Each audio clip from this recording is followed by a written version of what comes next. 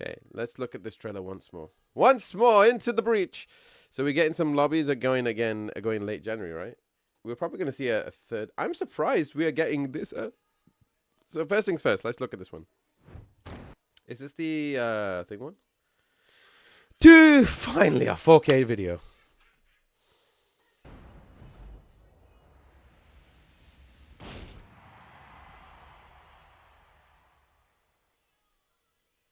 I want to see this in like full 4K and see what we see in here. We got a new soundtrack. This is a new trailer.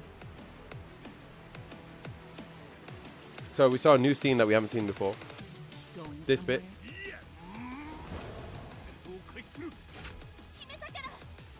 This soundtrack is great.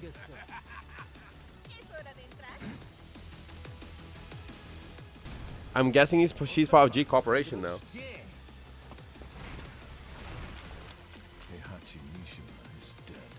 Ah, we're gonna get a flashback. This is a flashback. This is a new cutscene. Has to be. This is a new. Hey, hang on. Tekken 5. Heihachi Mishima is dead.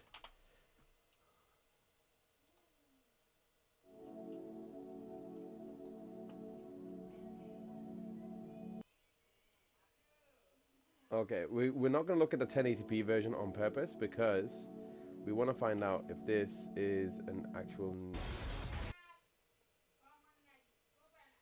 It's a recreation of this scene here. This is the old scene. This is the new scene. His skin texture is smooth in the old one. This is a recreation of that scene. I wonder if we're going to see Heihachi again. Like, this is the old, this is the recreated version. This is a recreation. We're definitely seeing Heihachi back. As a playable character. I mean, it's probably referring to Tekken 7. No, this... so we're getting some lobbies going late January, yeah? Oh, yeah, you mean... maybe he is referring to Tekken 7? I mean, that is the only way you could probably... But maybe, but I don't think it is. I think it's legitimately Honmaru once more. They've all said this will focus on the feud between Jin and Kazuya. That's not the point I was making. I think Heihachi will return as a playable character. He'll be back as a flashback character, but probably not as a character within the main, like within the current timeline of of games. Just to imply what happened to him.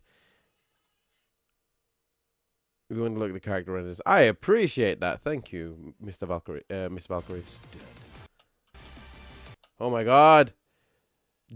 I just realized Dragunov was brought back into the fold.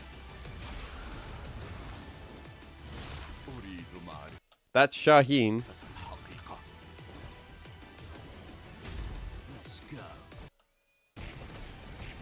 Oh, we're going to see a crap ton of new challenger videos. Leo looks great.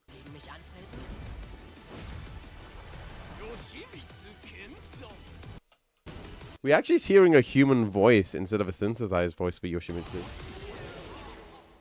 And that's like more similar to his Tekken 3 look as well. So it looks like they went back to Tekken 3 look. Tekken Dojo? Arcade Quest.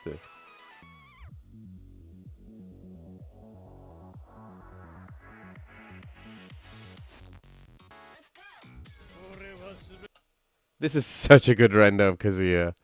So good. I don't think it'll be no more tentacles, but I think it was just a really good addition.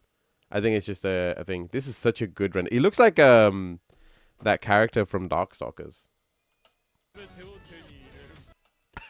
He loves kicks. This was canon. He loves shoes.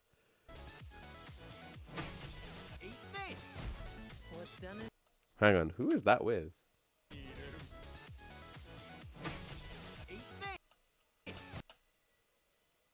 Who is this character? It's with a tail, so this is definitely has to be King. This is King in Fox. Sneak Fox. That's Nina, and that's on the Peru stage. So this must be on the must be Azucena.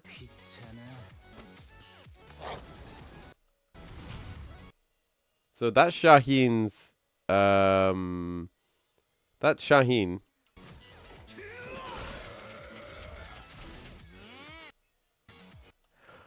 They switched outfits. That's what happened. Look, they're wearing each other's outfits. They're wearing each other's outfits. That's what's happened here. That's actually sick. And they actually gave us like a better understanding of how his hair works. You know this Shinobi? This looks like Shinobi. This looks like a Sega collaboration. Like this looks like Shinobi, right? Like legit Shinobi, as in Sega Mega Drive Shinobi, like as in the same style of render that was in thing. How disappointed would you be if they removed Dragon Fist? They haven't removed Dragon Fist because it was in CNT. Joe Musashi, that's the word. This looks like Joe Musashi, like just straight up the same outfit.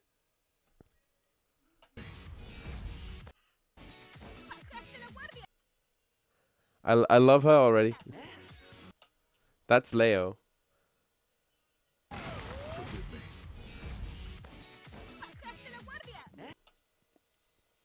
This is Leo.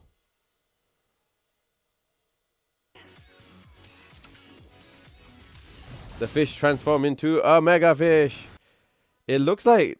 Oh, is this in a reference to Alisa? I wonder.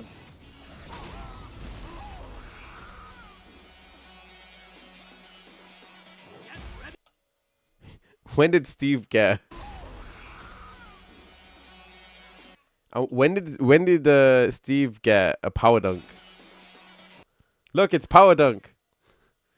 Power dunk. Also, Kuma wearing Heihachi's clothes. I mean, he's always had it. That's always been. I think that's always been there.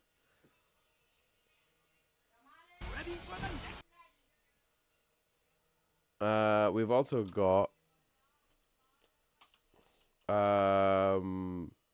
Oh, so this is Yoshimitsu and thing. So he's got a more blue style to his outfit.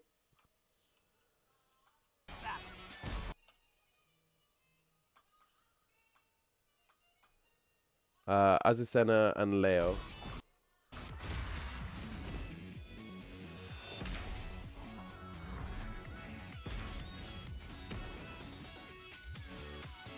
This is a really good trailer.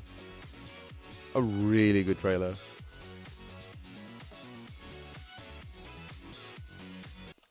I missed it again.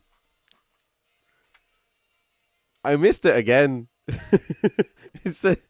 missed it again. It says January 26, 2024.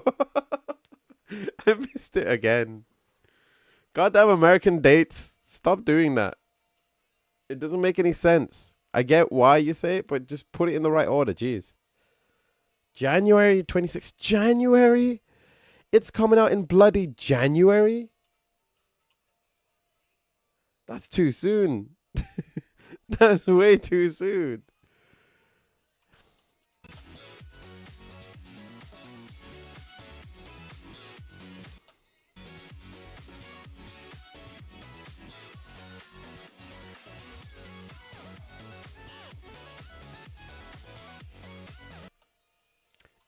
The gold suit pack. Everyone's wearing gold. Oh, and there's going to be a playable year one with Kinjin. I'm guessing that's it's an avatar skin, so that's all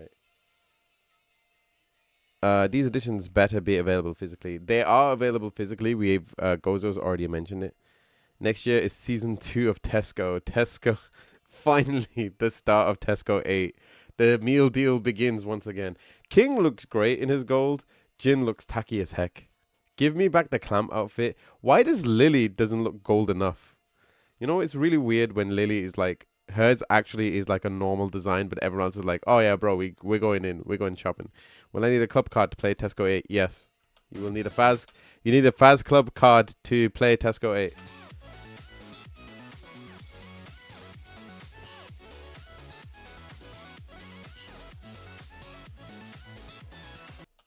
Okay, so this is in the Ultimate Edition. Avatar skins of Kazuya, Jun, and Jin. Classic Tekken 32 T-shirt set. Oh, this is the same outfit that's in the thing. We also got an Azucena avatar thing. We also got a Leroy avatar thing. I'm guessing I mean by the classic 32. I'm guessing this is gonna be the original 32 characters. I guess the first 32 characters that was introduced to the game.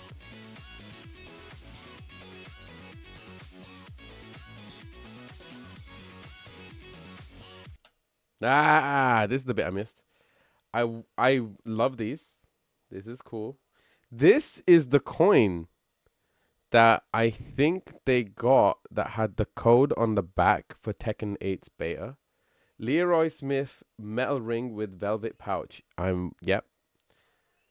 Of course, a steelbook, an exclusive figurine. I still think the best collector's edition so far to date is still the I actually think it's the Tekken 7 one, and I actually think it's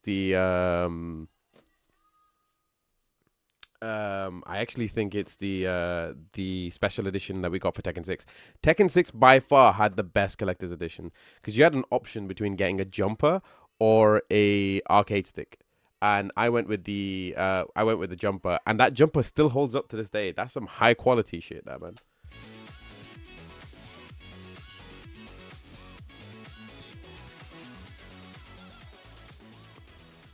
I went with the jumper. Do you still have the jumper? All right, let's have a look at the collector's edition. Oof, oh god. That is painful to see. That is painful to see. £259.99. I don't think I can afford that. Oh god. That is painful.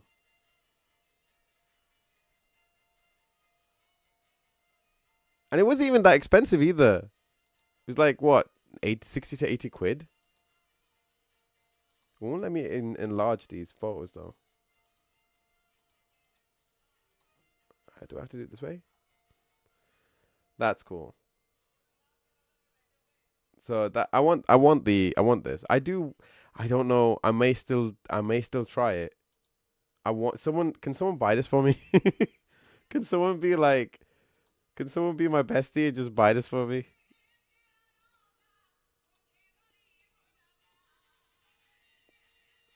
That's not a light, is it? That's not a light. It's just highly detailed. This is why I rate the amiibo so much.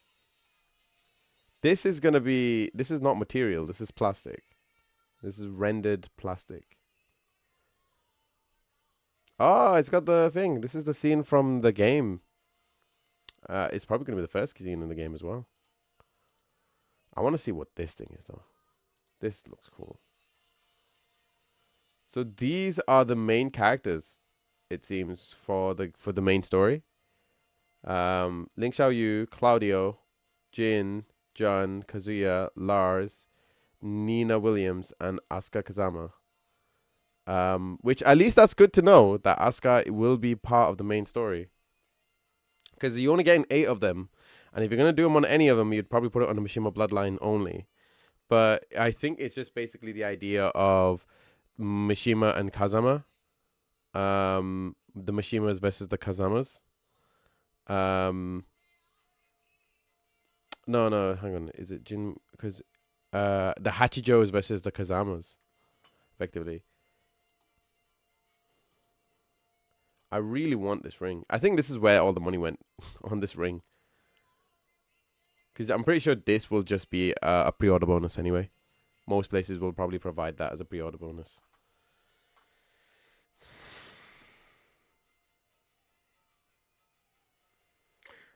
Oh, this is the premium collector's edition. Is there two? Is there two collector's editions?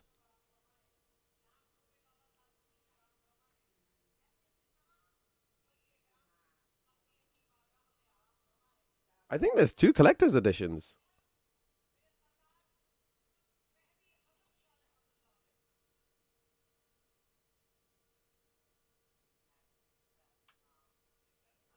Burning chain metal plate. There's a bit of tat in here that is not really necessary. So this is the corporation stickers. This is the chain plate, which is basically just a metal print out.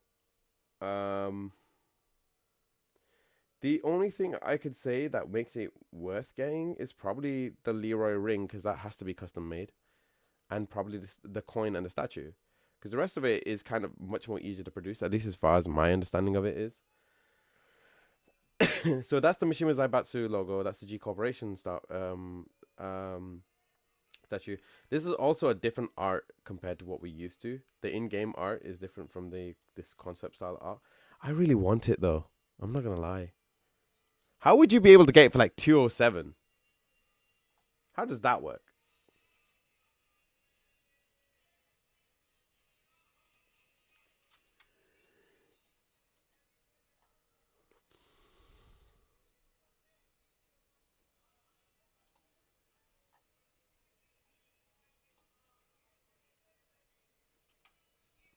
If you sign into Noga, you have 1,000 rewards and you can use them to knock off 20%. Oh, I didn't know that. You could probably sell it on then.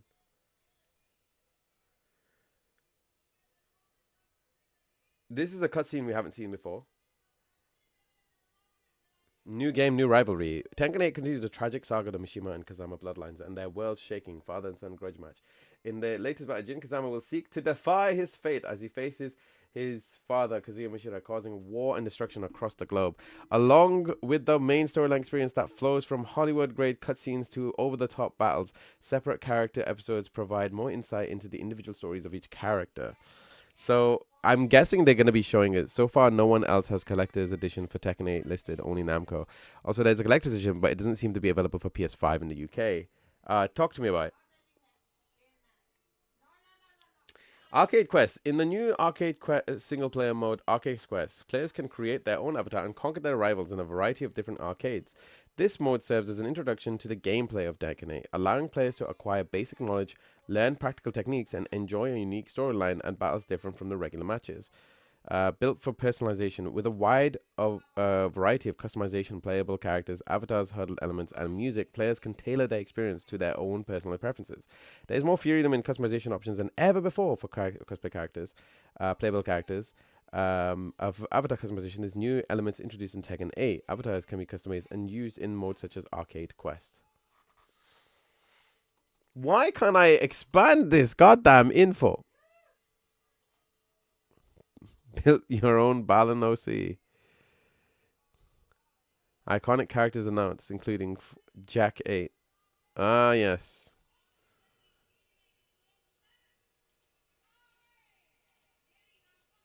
Has it been updated? Azucena has been updated.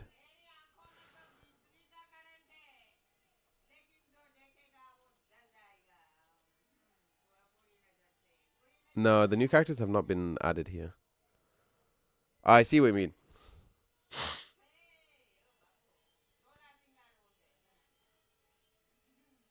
Oh.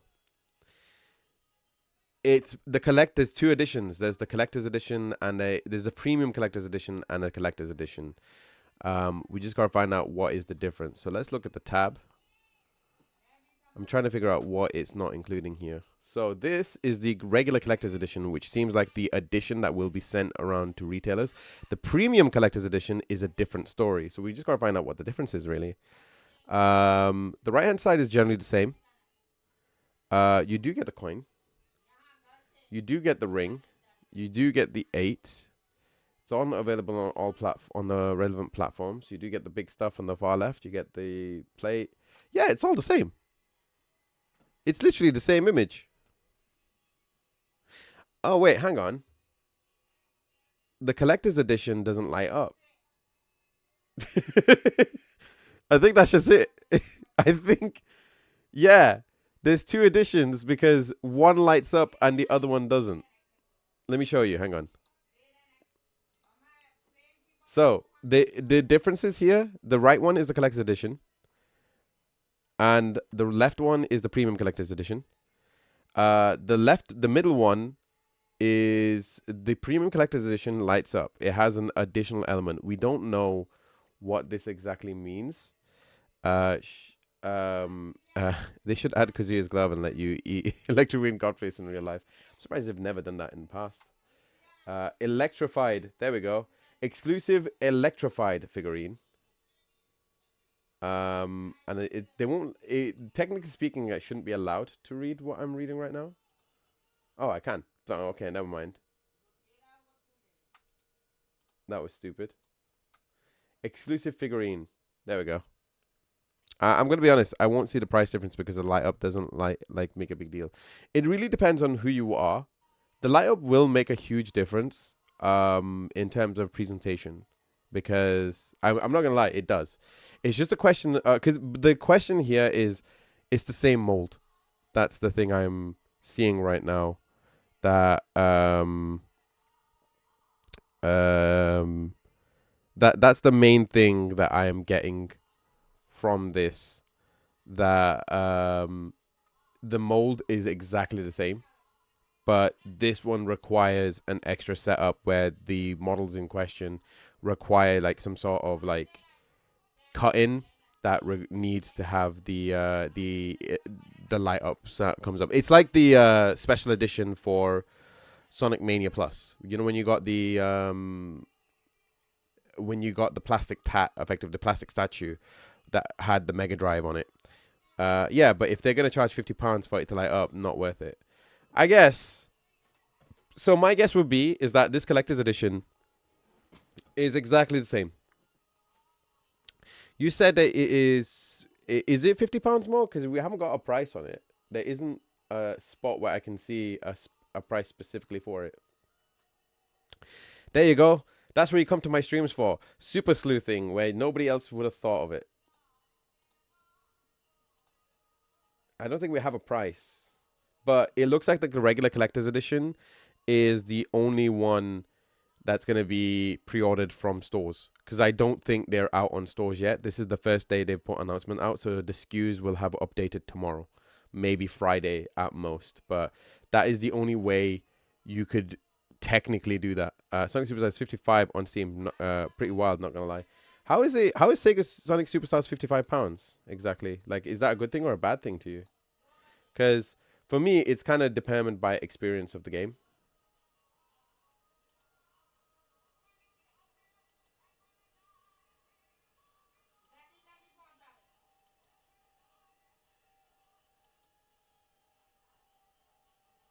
So this is not out available. It says Steam is the only retailer. £6 if you want a deluxe Lego stuff. Oh wow, that's pretty weird.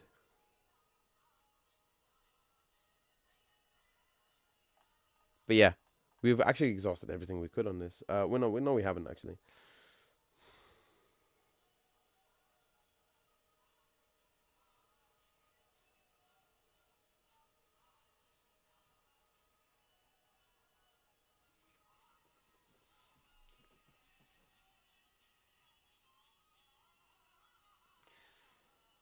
Excuse me? let me read this again. Sorry. I'm reading this again. This seems like brand new information for me. Despising the cursed blood that ran through his veins, Jin Kazama sought to bring an end to the devil bloodline. He joined forces with Lars Alexanderson, and together they prepared to commence Operation Lightning, a plan to eliminate the other bearer of the devil gene, Kazuya Mishima. Jin had once plunged the world into chaos in order to resurrect Azazel, the devil gene's progenitor. I think this is a retcon, because initially this wasn't... Azazel had nothing to do with the devil gene initially. Because the only thing they said was that they brought Azazel out so that he could effectively kill it. Like, it could effectively kill him. Unless I got that wrong. Azazel was never...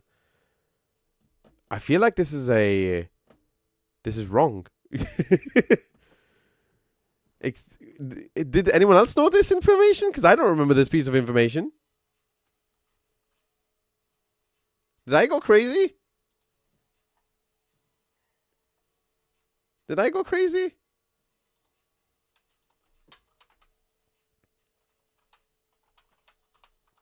So that means Zafina has to come back.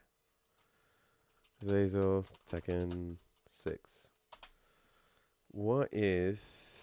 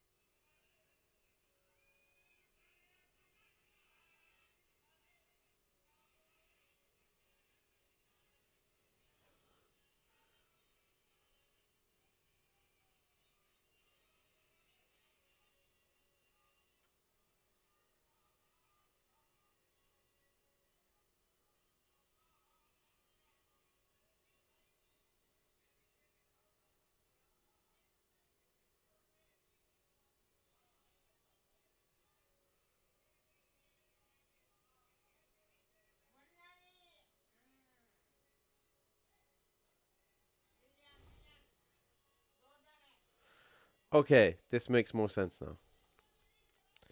Morning, Faz. Tekken says it was progenitor. Yeah, that's why I was just reading. I was just reading the thing, but this wasn't the original storyline that I was made aware of. And I paid attention to the Tekken 6 storyline. At least I felt like I did. I feel like this is a retcon. Um, so it just seems more like I just wasn't paying attention. Stay hydro, bro. Thank you for making me stay hydro, bro. Mongoose. At least somebody cares.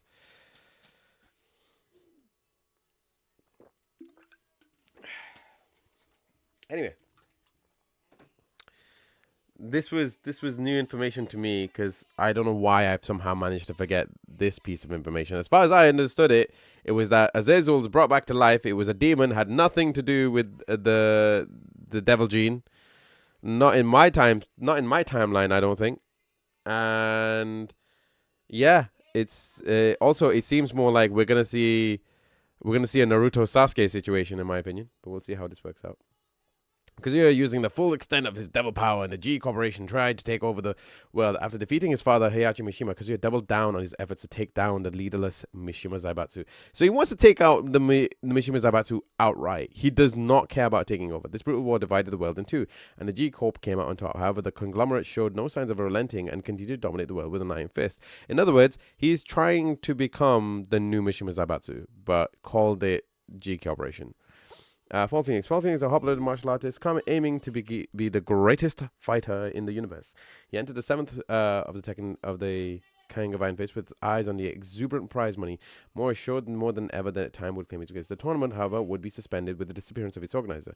Paul received barely a fraction of the fight money he had been counting on, plunging him into a life of destitution.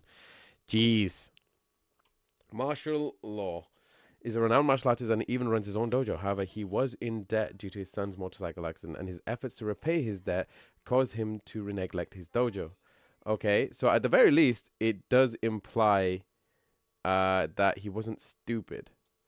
And his efforts to replace resulting in a sharp drop off of students coming to train. Law set out to find an accomplished teacher who could take over the dojo and solve all his troubles. Unfortunately, all negotiations ended in failure, and to make matters worse, his dojo was repossessed as collateral while he was gone. Okay, so he's not bad and he's not poor and he's not destitute. At least this fixes part of his story, which is actually one of the big annoyances with his character. Silent Assassin. Nina Williams is the master of lethal arts and professional killer known by the alias of Silent Assassin. She was employed by Mishima Zaibatsu and acted as commander of the special forces on unit Tekken Force. However, failing to mission to retrieve Jin Kazama, she left the unit to work as a freelance assassin. Sometime later, Kazuya Mishima takes lead and attempts at world domination. Kazuya recruits Nina as his direct subordinate and grants her the title of commander of the G Corporation forces. So now Nina has once again swapped sides. Amazing. Because Anna's not in the picture. That means Anna's probably going to end up being on the mission with Zaibatsu's side. Guess which commander? Jack 8 is the premier humanoid weapon and the latest in the prototype in the Jack series. One of the developers assigned to Jack series, Jane, once had her life saved by Jack. She joined G Corporation and worked day and night to create her ideal Jack machine. She literally created a boyfriend. While the Jack series was already well established with G Corporation's product line, Jane continued to devote herself to perfecting the Jack. Designs for the next generation Jack included a vastly improved AI to that of Jack 7's model, capable of learning with incredible speed and accuracy. Anger of the Beast. King is an active pro wrestling in the on the pro wrestling circuit. He's in New Japan, AEW. We might even see him at WWE. Also manages an orphanage on the side. He's Kiryu Kazuma. The war between G Corporation and the Mishima Zaibatsu has ravaged the world, causing an unprecedented swell in the number of children needing his help. King may be the undisputed champion of wrestling in the world, but he will need to put on a spectacle far beyond the bright arena lights if he is to earn the funds required to help all those orphans. In other words, he's gonna create his own WrestleMania, and he's on the card, and that's just it. Lars Alexanderson, Line of the Rebellion. Lars Alexanderson Heihachi is an illegitimate son and the lead of the rebel army fighting against G Corp, a former officer of the Mishima Zaibatsu special military unit known as the Tekken Force. Lars led a coup d'etat against the Zaibatsu and took many of the Tekken Force personnel with him. Not long after the coup, the world fell into control of G Corp. So in other words, it's his fault. Led by Kazuya Mishima, Lars formed a new rebel army called the Yggdrasil and amassed additional military strength to launch a revolt against the tyrant. Jun is Jin Kazama's mother and practitioner of the Kazama-style traditional martial arts. Jun displayed a propensity for communicating with animals from a very young age. She went on to become a wildlife surveillance officer for the conservation group, where she pursued Kazuya Mishima, who was suspected of smuggling protected animals. The two met and became close at the end of the second of the King of Iron Fist. They got it on, basically. Hang on. I wish this thing wasn't in the way because this is actually ruining everything. Can I bring it up? Okay, this works. Ling Xiaoyu, a Chinese martial arts who has a feelings for Jin. Finally, they just admit it. She infiltrates the Mishima Zaibatsu building in search of clues and finding missing Jin and to obtain data that would prove helpful in a search. Traveling around the world and whatever traces she can find, 6 months have passed for Xiaoyu with no hope in sight. Xiaoyu has run out of leads, but she simply must find Jin. No matter the cost, there is something she needs to know from him. It is this unwavering and ever-growing determination which drives Xiaoyu ever forward. Azucena Migros Ortiz Castillo, known better as the Coffee Queen, is... Do you know about the Coffee Queen? Is beloved for her innocent personality and her fearless fighting style as an MMA champion. I don't know what makes her so innocent. Honestly speaking, the only daughter of the family who owns the Ortiz farm, a coffee plantation located 2,000 meters above sea level, Azucena grew up observing her father's trade and dreamed about becoming the world's best coffee farmer.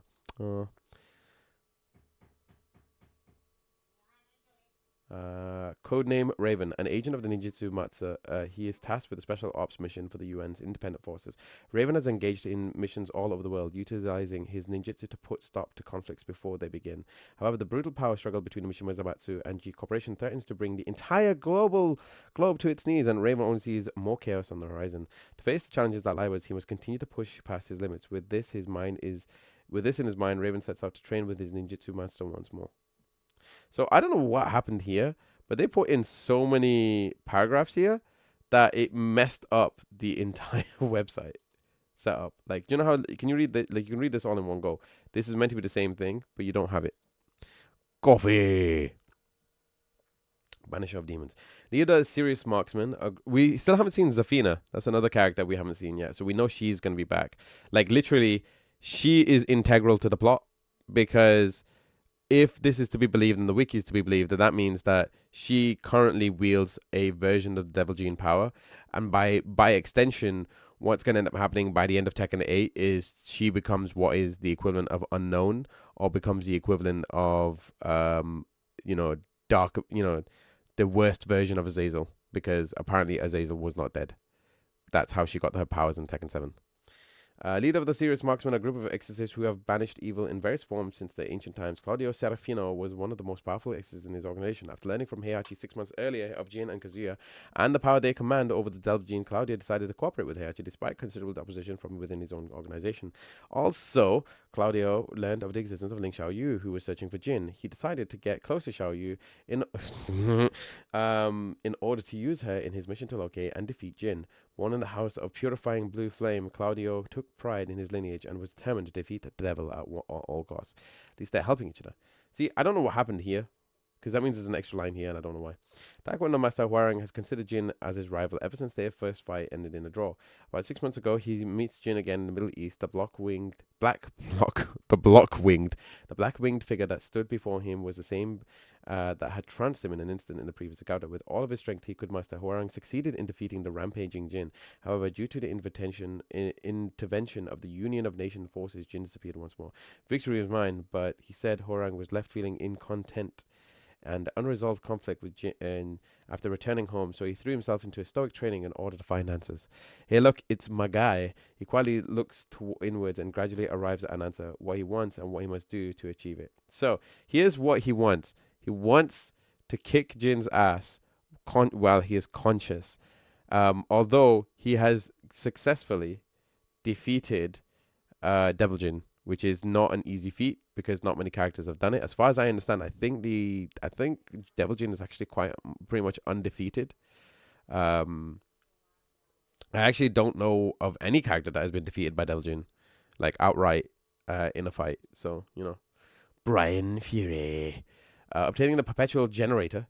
Basically, this guy is the Juggernaut. This is Juggernaut incarnate. I'm surprised this type of character would just not fight Gigas.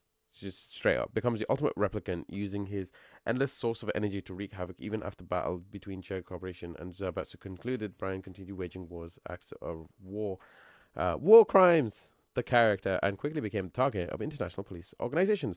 Something suddenly changed in Brian when he confronted with the elite counter-terrorist unit of the International Police Agency he formerly belonged to in an urban conflict. Are they actually referencing Tekken 2? I believe this is the Tekken 2 storyline. Either a result of overuse in counter conflicts or a form of lingering memories of his mortal body, his perpetual generator overheated during battle. Surge in feelings of power and pleasure burned their imprint into his brain, turning it into crimson red. When he awoke, he was alone in the devastated Amsterdam. He had likely claws. Are you really the infamous Brian Fury from under the rubble? The voice of someone who appeared to know him said, but was abruptly interrupted by the sounds of pummeling fists and maniacal laughter. Oh. Okay. So he's not a good guy. A magnate, Lily uses the family private jet to fly around the globe. At least she explains. It's explained in his case. All of it to defeat her eternal rival, Asuka Kazama, who's beaten her twice in the King of Iron Fist. Lily buys the Kazama family dojo with her pocket money, decorates the entire dojo with roses, and sends Asuka a formal challenge. Imagining Asuka's angry face, Lily smiles elegantly while petting her cat, Salt.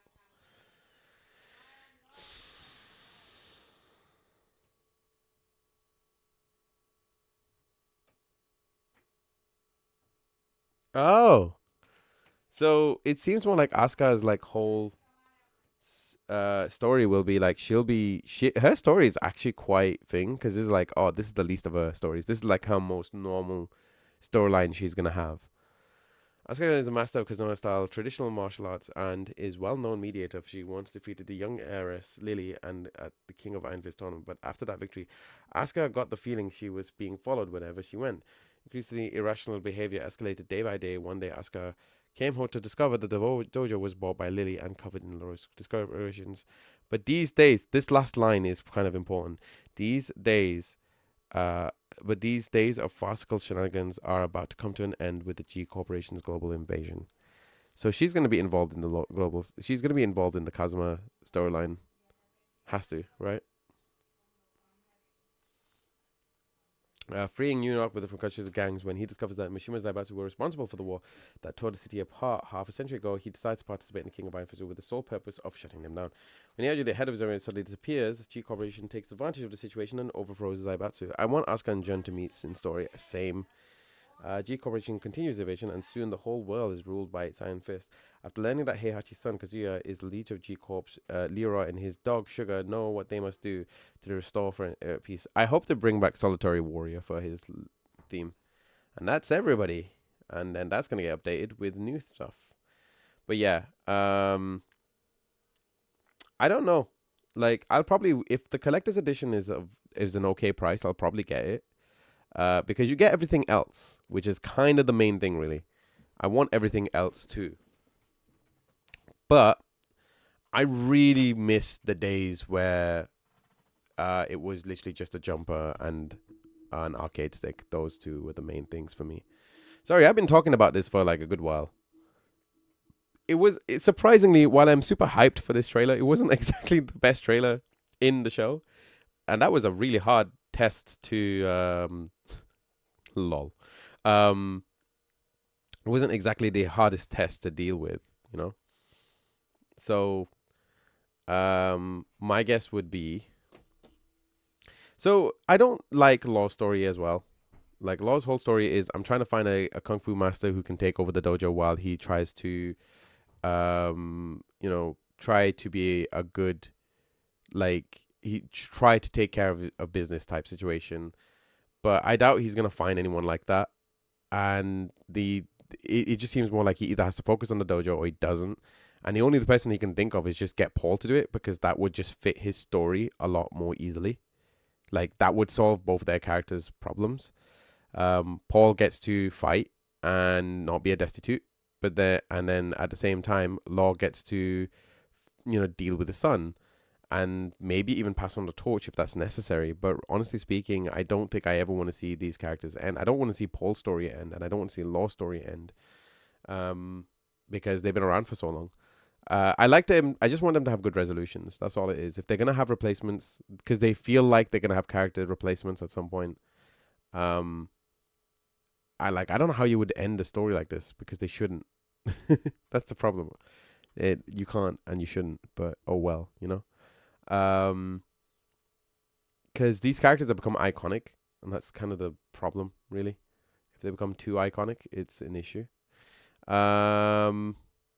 Where else is there? Where else is there? What was there anything else I've missed? I feel like I've covered everything.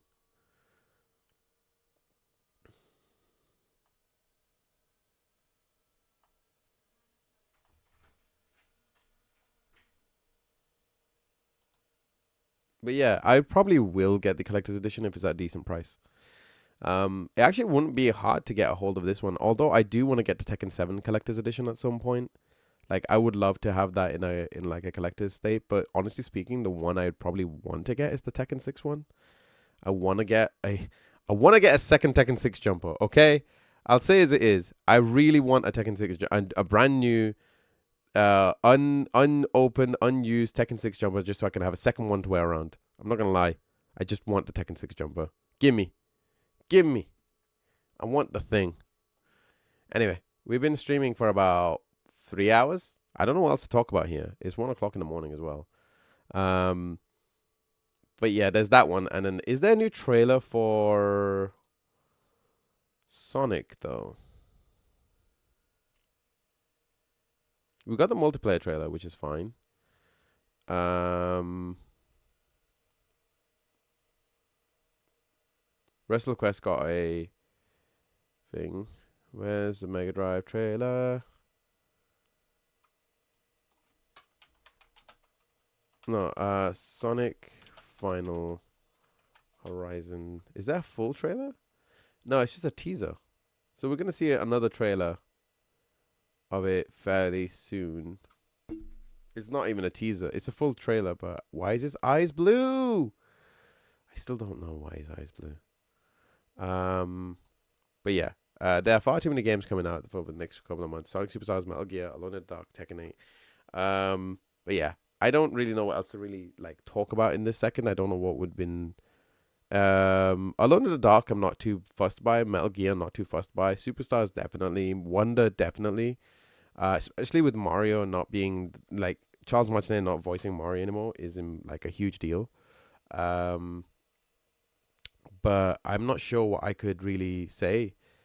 Sonic Frontiers. I did watch Sonic Frontiers. I still don't know why his eyes are blue, but I'm assuming it's just him using the powers of the cyberspace, because that was kind of the main point of why Psyloop even existed the way it did, was that they're in cyberspace. They are not in a more normal part of the island where where basically it's like utilizing light energy, because Sonic was so fast he could run past, he wouldn't get trapped by what would be considered the firewall that's inside cyberspace.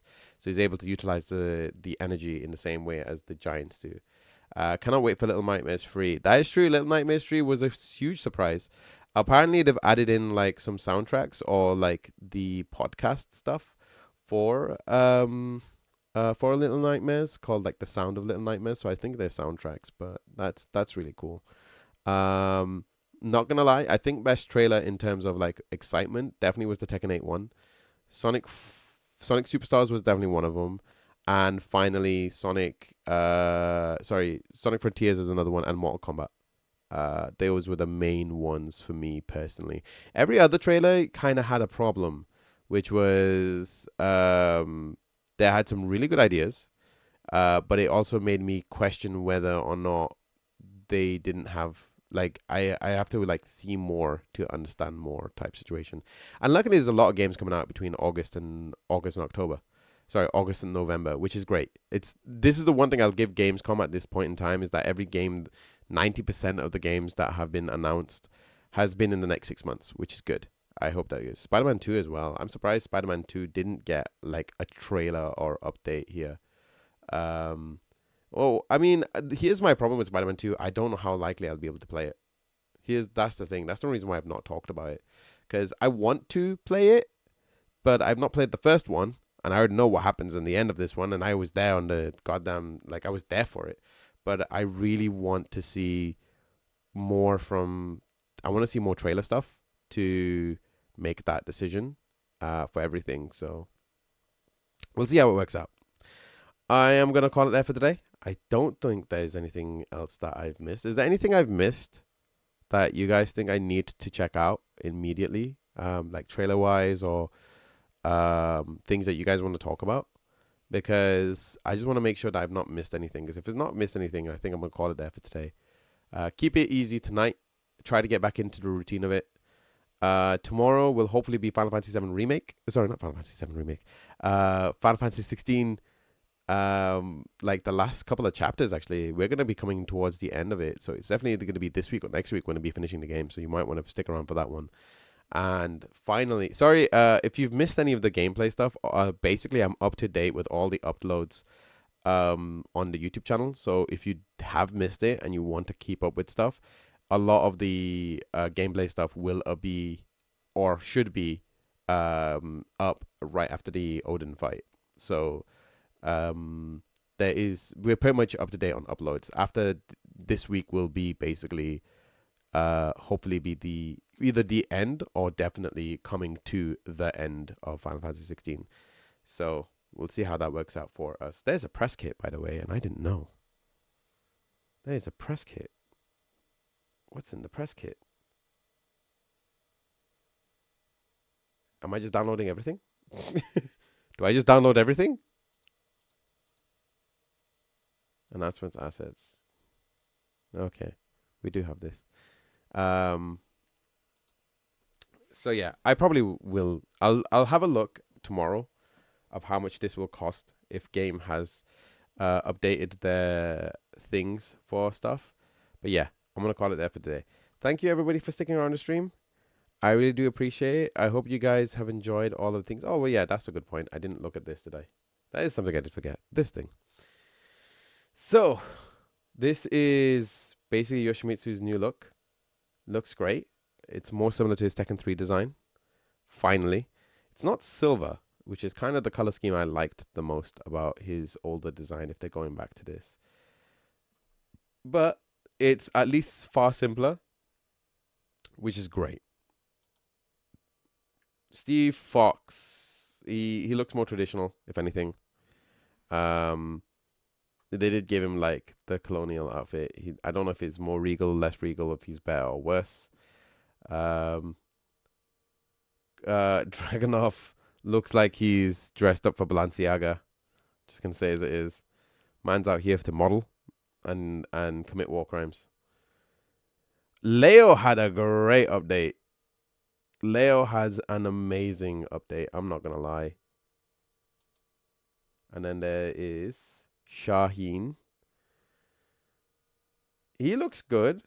I don't know if I like his old style more though. Only because I prefer his like nostalgic outfit. But then again, he does look like a character from Princess Mononoke. So never forget never forget Kuma. Me and when Panda tells me to do something. This is basically his inspired look more than anything else. That he'll live on through the legacy of Heihachi.